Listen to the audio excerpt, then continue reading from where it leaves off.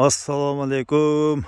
Биздин урматтуу Найкыл Кыргызстан группасынын дыйкандары, агрономдор, кандайсыздар? Тынчсыздарбы? Мынабу өткөнкү биздин макабыз мындан болуп чыгып калыптыр, жүгөрүбүзчү мынакей. Бул жерге эгилген жүгөрү. Культиватор дагы салынбады, бул жерге азот машина да берилген жок. Мына жүгөрү. Чоңдугу азына карыштап көрсөм, бир почти 2 карыштан өтүп калган да. Кудай кааласа жүгөрүбүз жакшы.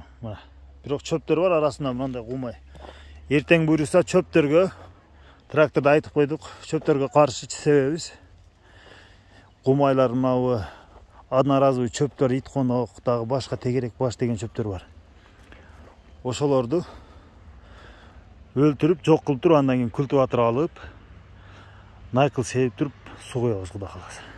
Азырынча сууга муктаждык жок. Мынакей, жакшы. Аллага шүгүр.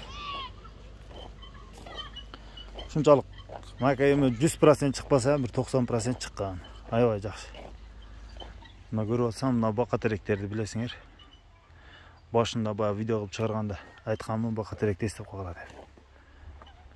Ушер кудай кааласа. 1 гектар 30 сотик жер, 30-33 сотиктей барып чыгып калат. Эми 30 сотик деп кое берем да мен. Ушундай. Мынакей.